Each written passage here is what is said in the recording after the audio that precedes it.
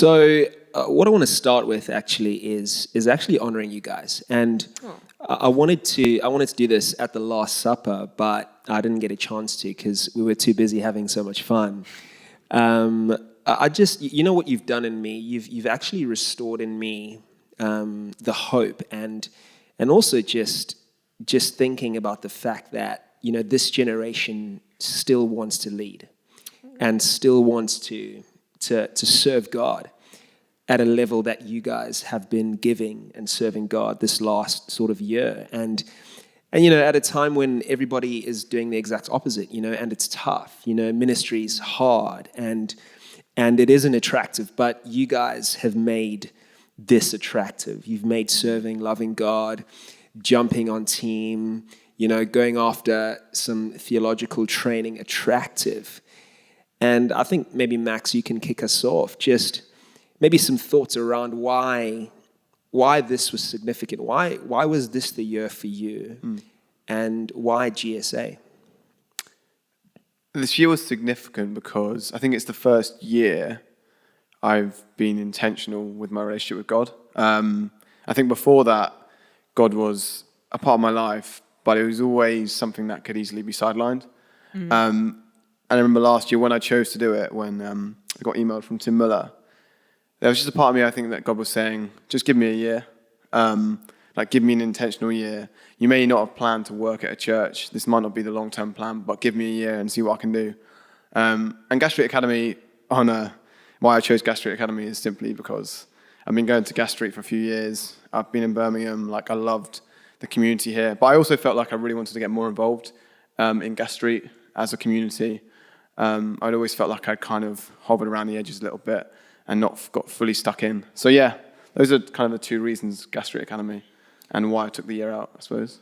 Yeah, and I mean, you touched on intentionality there. Maybe we could just continue on that track. I guess, you know, taking a year out. I mean, you mentioned a year, and the question is, what is a year in what is a year in the grand scheme of life? You know, and just on intentionality, how important has the need for you to be intentional this year, intentional with your relationship with God, intentional with all that you're learning, and even just when it comes to applying that, how have you managed to really keep digging and to keep going?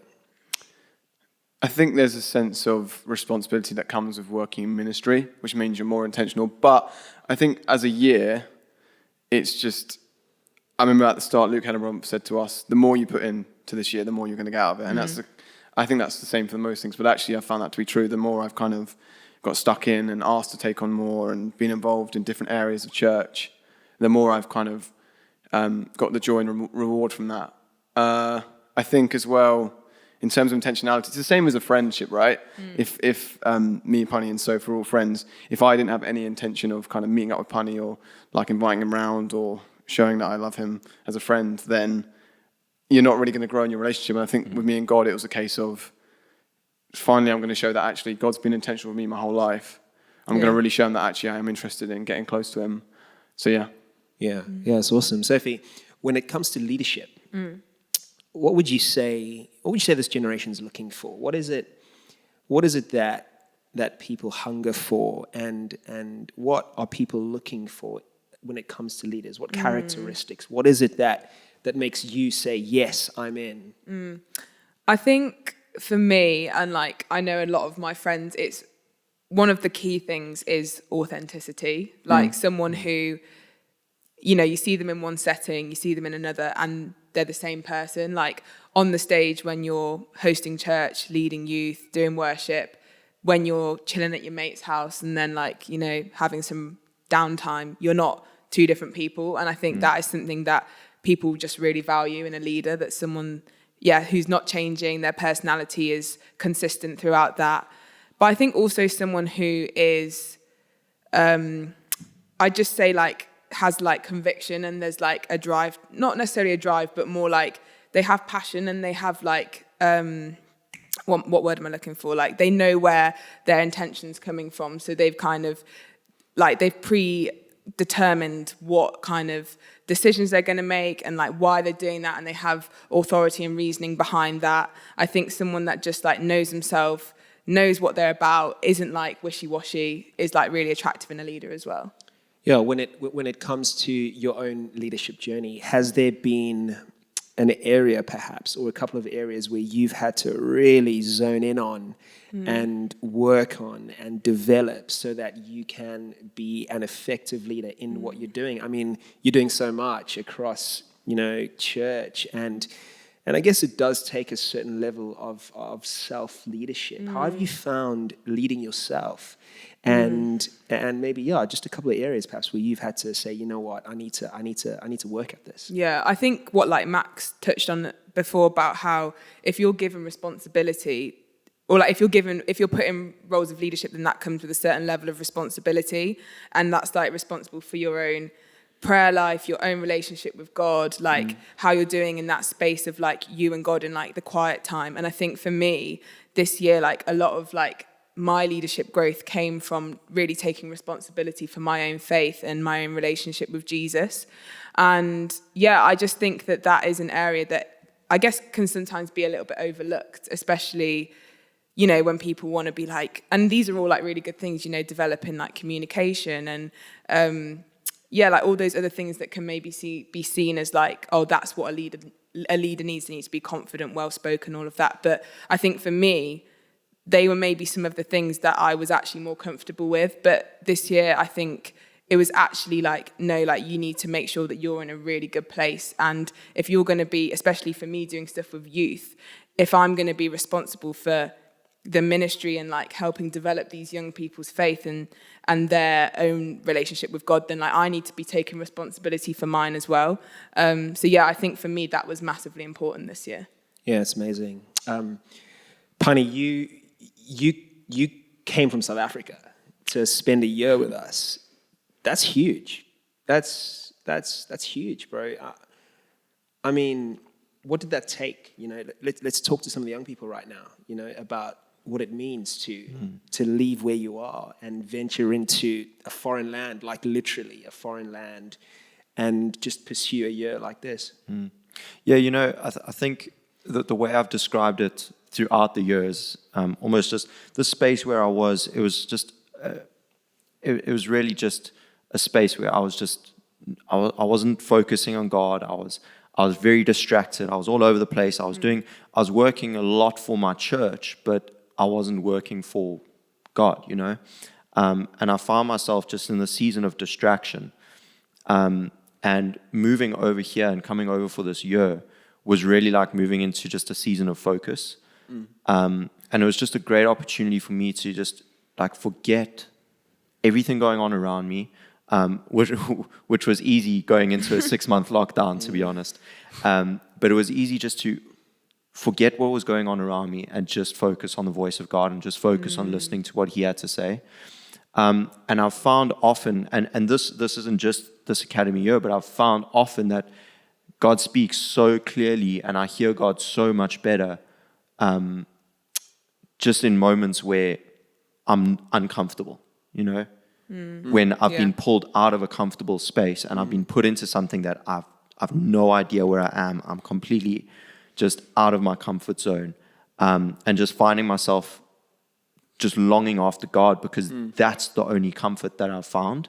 Yeah. And in such an interesting space of leaving home, leaving family, leaving friends, leaving everything that I knew for something that I had no idea what I was getting myself into and walking into. It was scary, but it was where I found myself depending on God even more in that moment. Yeah, it's awesome. And what do you reckon you're taking back with you? I mean, in a few weeks, you're heading back to a great job at your old church, heading up worship. What are some things that you're taking back that you've really drawn from this place, from learning about God and what God's plan is for your life? What's on your heart for this next season? In my first week of the academy, we had a staff meeting, and I shared a little bit about the environment that I came from and things like that. And Tim Hughes shared a word, and he said that he saw me going back home with a fire. and I truly feel, and then you spoke at Wildfires incredibly about catching a spark from this fire of God, and catching a spark and then taking it across the nation and taking it across the nations. And I feel like I've caught this fire. And I feel like I'm not taking back knowledge or information or experience. I'm taking back a fire that's been set inside of me, and I'm taking back a fire of God. And, I'm just excited to see maybe people in South Africa catching a bit of the fire that I feel has been started inside of me. And just see the nation changed, and see the cities changed, and see the country, the continent, and see the world change. There's a great revival going on right now, and I'm just excited to see how God works, and to just see the nations on fire for God. Yeah, it's awesome, man. One of, well, I guess our heart at GSA is to raise, is to equip, and it's to release. And you guys are stepping into a couple of exciting roles. Tell us a bit about that, and also just how has this year prepared you for what's next? So yeah, me and Max are kind of staying on here at Gas Street, doing some roles in youth, being ministry assistants. So just kind of, we've been doing youth work throughout this year, serving on the team, running these kind of small groups, putting on some events for the young people. We're basically just going to be carrying on doing that next year. And I think this year's just been incredibly helpful in terms of stepping into this role, just because the responsibility that we've been able to have over the course of this year, seeing how things run, all involving the youth, and how it's all set up, and not just from a admin kind of more, I guess, corporate side of it, like emails and all of that, which is super important, but also just relationally with the youth. We've had massive challenges this year with pretty much I'd say 2/3 of the year being online. How do you cultivate relationships with young people when you can't even be in the same room as them? How do you connect them? How do you draw them in? And if anything, we've I feel gone through harder stuff than we'll actually face when, come September, and hopefully things can be pretty much back to normal. So I think going through all of that really was right, well, we've actually done some pretty hard work in terms of connecting these young people in during the pandemic. So now kind of just excited to see what can come with, stuff happening in person, and getting to do more things together in the building, hanging out, going on, weekends away. What do you think? Yeah, I completely agree. The whole thing around the first probably 8 months was on Zoom. And Pani knows this as well, because he was on the youth team. And it was frustrating at times, because you were saying, it's time to lead my role now, but you're opening up your laptop and you're on Zoom. And that's the case for everyone this year. But I think we actually saw so much growth over Zoom. I mean, the amount of young people that started hearing from God. I led the year 7s who, before this year, most of them didn't know each other. And now they are honestly best mates. We have a WhatsApp chat, which Pani's in as well, which I've had to mute because there's about 500, 600 messages every day. I don't think there's any discernible conversation particularly, but... and that's on a quiet day. That's on a quiet day. And I think, so me and Sophie now are just hungry for when we're in person, as we are now, when we can put on events, weekends away, what can happen. Because God's done so much over Zoom that it's raised my expectations for what can happen in real life.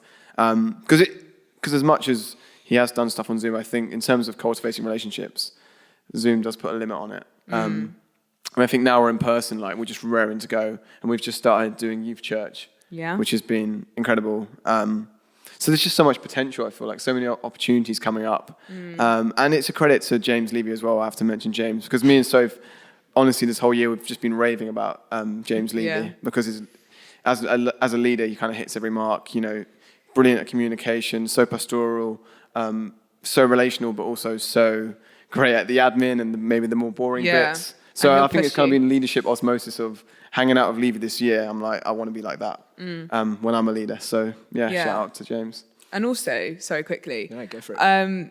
Even though this year's kind of come to an end, and it almost feels now it's completely shifting into a job role, like it's really, I'm kind of viewing it as almost like Academy 2.0 in the sense of there's so much stuff, like Max said, that we didn't necessarily get to do this year because of COVID and the restrictions, that I still feel like there's so much more that I can learn, like just carrying on doing this job and like being around the team at Gas Street with the young people. Like this, I feel like there's so much more that is still to come, that I still need to grow in, that I'm still going to get to experience like in this next year. So yeah, I'm just looking forward to being another year of growth and development. Yeah, and you guys have, you have become great leaders. I think I've seen you lead at a high level. Pani, the other week, when you stepped up and led worship at the 10M, for example, for the first time, it's incredible, and seeing you guys step up in various contexts, leading, and you hear leadership gurus talk about, there's a cost to leadership, there's a price to pay. And I want to ask you guys, what's the cost been for you? Have there been some things that you've found yourself having to really give up and in order to pursue this thing called leadership and to serve God and to lead and to just really engage with what God has called you to do, and you've done so so honorably and so faithfully for an entire year, and it's only the beginning. Is there a cost? What has it taken, Pani? First to say, for me, it's so easy to step up into these sorts of roles when you've got such a strong support system of leaders behind you. And that was one thing that I found throughout the year of the academy. Whenever I had to step up, there was always someone there who was encouraging me. There was always someone there who was saying, hey, great job. Yeah. There was always someone there who said, you've got this. And that was so good, because I haven't really had that before either. So it was so easy to step into those roles because of such a great support system. The cost it's an interesting thing. For me, coming over here and sort of saying to friends back home, I'm coming over to the UK, they go, awesome, that's amazing. For a year of training, okay, with no income. Are you crazy? and that was sort of how each conversation went.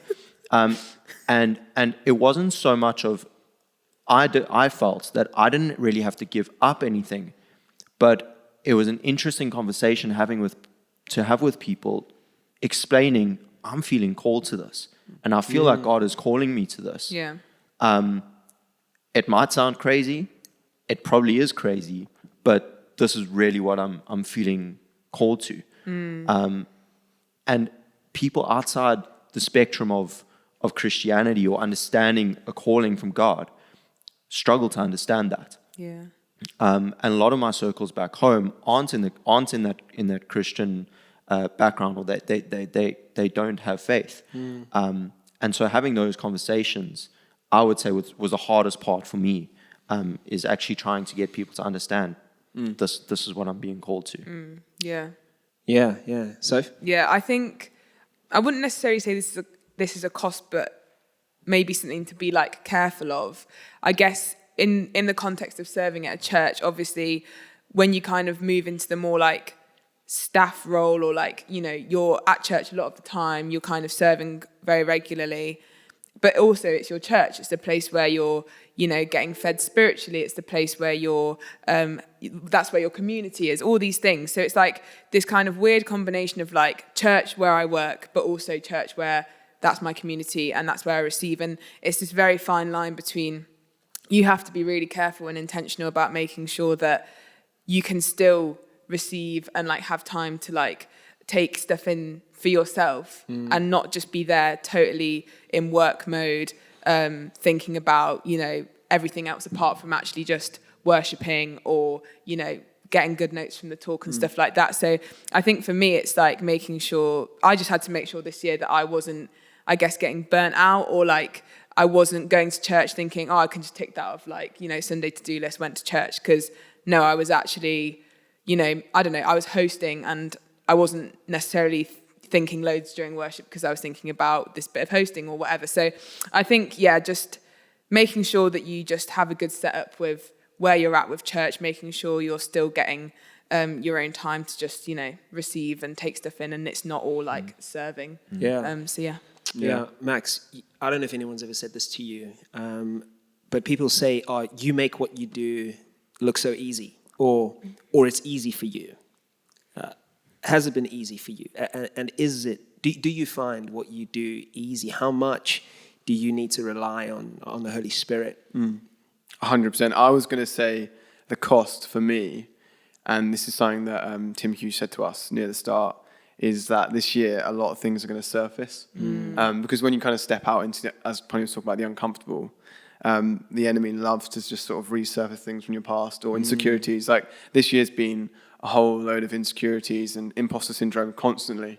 I mean, if you're leading from the front, for example, even if you're leading from a more background role, there's a real sense of, am I supposed to be here? Am I the right person to be here right now? Have I got the skills? Yeah. So there's a real cost. And Sophie touched on it a second ago as well, about when you're working in church ministry, I think the cost, like she said, is that you can't guarantee that you're going to be receiving in that place. For example, I've been on camera team every now and again, every Sunday. And when I'm on camera team, I can't take in any of the talk. Practically, I just can't focus on the talk and also do cameras. So even if I was there at 10 a.m., by the time it's finished, I haven't taken anything of what you or Nick Drake or Tim has said. So it's really important in the private place to be receiving and talking to God and reading your Bible and listening to talks or whatever, because you can't rely on your job filling you up, because you are here to serve. And so there's a cost there. But yeah, definitely the thing around insecurities. I don't know if you guys have that as well, when you've kind of been put into a place where you're maybe feeling uncomfortable, or it's new for you, or you've got to lead a group or organize a group, and suddenly you just feel like, I'm not the man for the job right now. Yeah, and I think it's that exposing nature of especially stuff that is like quite, it's demanding of yourself. It's everyone can see you, or you feel just a bit like, exposed is the word, I guess. Just, I think that, like Max was saying, is the time when, the enemy wants to try and get in and be like, what are you doing? Why are you here? You messed, it could be, and so much of the time you're in your own head, you're thinking, I said that sentence weirdly, or, it's the most minute thing, but it will just get at you. And I think, again, it's being super intentional with, like Pani said, having good people around you to make sure you're being encouraged and like getting feedback and, just like having a good support system around you to, I think, especially like us as young leaders, like as we're going through this period of, stepping into like different spheres of leadership, like we need to be, I guess, covered by ourselves and our own time with God and our own prayer life, but also the people that, are important to have around you that are going to support you through it. Yeah. And this has been, it was shared very early on in our academy in one of the sessions. I can't remember who said it, but it stuck with me. And it's that our intimacy with God mustn't flow from our ministry. Our ministry needs to flow from our intimacy. Yeah. And first and foremost is our intimacy, then comes ministry. And I think that was so huge for me, because in the past, it's always been like, let me focus on my ministry. Let me focus on what I'm doing. Let me focus on what I've been tasked to do. And then my relationship with God will flow from that. Yeah. And if I'm at church every Sunday, then it's like, okay, cool. Like Sophie was saying, like, tick the box there. Like, I was at church on Sunday. But on Sunday, was I actually there? Or was I running around serving? Or, not that serving is a bad thing. Don't serve, kids. Yeah, don't serve. Was I receiving anything? Was I actually focused on God, or was I focused on the task at hand? And that was such a big thing for me. Is like let my ministry, let what I do, let my serving flow from my relationship with God. That's so good. Yep. That's so good, man. And I read an article just last night, actually, about how Gen Z, is struggling with engaging with God, reading their Bibles, even attending church. Not necessarily because, and I found this interesting, not necessarily because they don't want to, but rather because they don't even think about God, and I wonder, at a time where young people aren't even thinking about God, how would you guys encourage? How do you encourage this generation when it comes to even just engaging? Maybe somebody hasn't even rocked up in a long time. What would you say? What would you say to somebody who's perhaps drifted from God and just from peer to peer? What would your encouragement be, Max? I think for the younger generation, as you said, it's not necessarily that they can't hear from God. They're just not really that bothered, or they haven't heard about it. But I also think that this generation is known for having a digital addiction. And I listened to a podcast recently, and they were saying one of the biggest obstacles for young people hearing about God is actually their phones. And I know it seems quite a small point to make, but I think young people probably assume that the Christian way of life is dated and old. But one thing I've really been learning is actually, it's quite a big word, spiritual formations. When I'm talking about spiritual formations, I mean like Sabbath and fasting and kind of the ways of Jesus are actually the most joyful and life-giving ways to live. So for someone who's left church, or someone who doesn't really know about church or isn't interested, I'd say if you're feeling worn out, which is what I often get, feeling worn out by just living your life on your phone and watching TV and going out with your friends, and it's just kind of starting to grate on you, and you're just wondering, why am I not getting any joy out of this? Why is this not providing me anything? Try church and see what happens, because honestly, it's just whenever I tune into spending time with Jesus, whenever I intentionally Sabbath or fast or pray, my life just feels so much easier. The weight is like lifted. And I think obviously there's that verse, my yoke is easy, my burden is light. And I always wondered what that meant, because Christianity and being a Christian is hard, right? But I think when you start pushing into these spiritual formations, actually you start to realize, there is a lightness to it. And I'm not feeling weighed down by checking my phone every morning, every night. I'm not feeling like I've got an addiction to Netflix, or I'm feeling lethargic and lazy and my brain's not going at the rate of knots because I'm filling it with all this information. Actually, I'm just resting in Jesus. I just think if you're tired of life, give church a try, give Jesus a try, and see what happens. Yeah. Amazing. So. Yeah, I think similar to what Max was saying, I was having a conversation with my housemates the other night about how our generation, again, to do with like the phone thing, but like we have like such an issue with like not filling our time with stuff and getting to basically the point of boredom. And I think because everyone wants to fill their minds or their moments in the day where there's nothing to do with anything, like say the most common thing is just picking up your phone. And I think that doesn't leave any space to, start thinking about the bigger questions of life. It's avoidance of kind of maybe addressing some of the thoughts or the kind of realities of the stuff that you're going through. But I think realistically, everyone knows that stuff is there, and that stuff is maybe, for people that have drifted from church or aren't in church at the moment, is something that they don't really want to confront because they're scared to find out what it might lead to if they start asking these big questions. Where's it going to take them? Are they going to find out that, there's no meaning to life, or I don't know. But I think for me, being a Christian in this generation is just it brings so much peace to me, because I feel so just grounded in like, I have a purpose and I have like an identity that's like worth living in. Yeah. And I think that something that I know a lot of people my age, I guess people that are maybe around the age of uni or you've just finished uni, like purpose is such a massive thing. Like even for me being a Christian, finishing uni and in some ways feeling I'm not actually really sure what I want to do in terms of a job. I struggled with that. So I can't imagine, maybe someone who's not in church kind of feels when they're trying to work out who they are, what they should be doing, how they can like maybe gain success or, status. And I think when you're a Christian, even if you do maybe feel some of those pressures, at the bottom of it, you're like, no, I have a purpose to my life. Jesus has already, carved out a path for me, and my identity's in Christ. So I don't have to get an amazing job. I don't have to look a certain way. I don't have to strive for all these things because it's all done. So I'm not saying, like Max said, being a Christian, like, just takes all these things away. But when we do come up against these insecurities or challenges or questions, there is always an answer. And it's, like I said, it just, for me, brings a lot of peace. So I'd say, if you're drifted from church or you're not in church at the moment, that is something that is really like amazing about following Jesus. Yeah, so good, so good. Pani. I remember hearing this analogy about like drifting from God, and like almost like drifting on a raft or something from a deserted island. And often we feel like this island is God, and we're drifting away from Him. And someone used the analogy that the island is maybe church, and we feel like we're drifting away from church, but God is the ocean, you know. And while we feel like we're drifting, God is still there with us.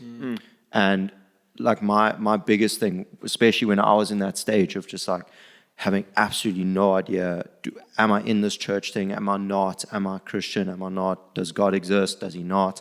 All of these questions, and like Sophie was saying, the purpose and the identity and things like that. I always was encouraged by the fact, like, it doesn't matter how far I drift, God is still there with me, and He's still calling me. So if I come back, it's not new for God. God has been there with me the whole time. It's not new that I've come back because He's been there. But what is new is my perspective, and my perspective of coming back, and my perspective of seeing God, and my perspective of the peace and the identity and things like that Soph was talking about. And like that was always the biggest encouragement for me. So for anyone who's in that space, if you're drifting, that's okay. God is there with you. He's drifting with you. You're just riding the waves of God, you know. And if you come back, God is going to celebrate, you know. It's like the prodigal son. Prodigal son comes home, and God celebrates. The Father celebrates when you come back home to Him. Yeah, amazing. Hey, listen, it's been so good to chat to you guys, and we're so proud of you, hey, honestly, and just seeing how God has literally raised you up and how He's equipped you, and now you're going on to just new roles and serving Him, and so it's been really inspiring, and just our prayers that you and the rest of the crew would just fall more in love with Jesus, and that you'd know Him, you know, and you'd step into some awesome things. Soph, come on, pray for us as we close. I'd love to. Yeah, thank you so much, Jesus, for these conversations that we've just had, God. I just pray that, for anyone listening, that it would just fall right, God, that they would just receive it. Anything that they're getting from you, God, would you just pour into that? And God, I just pray now that for all of us going into the next steps, next seasons, new chapters, that you just be closer than you've ever been, God, that we just have this incredible sense of your proximity to us, that, like Pani said, that you're never far, you're always with us. And God, I just pray that you would fill us with your joys. We go into different things, different ministry areas, and that we would just always know that we are so loved by you. So I pray this in your name. Amen. Amen. Amen.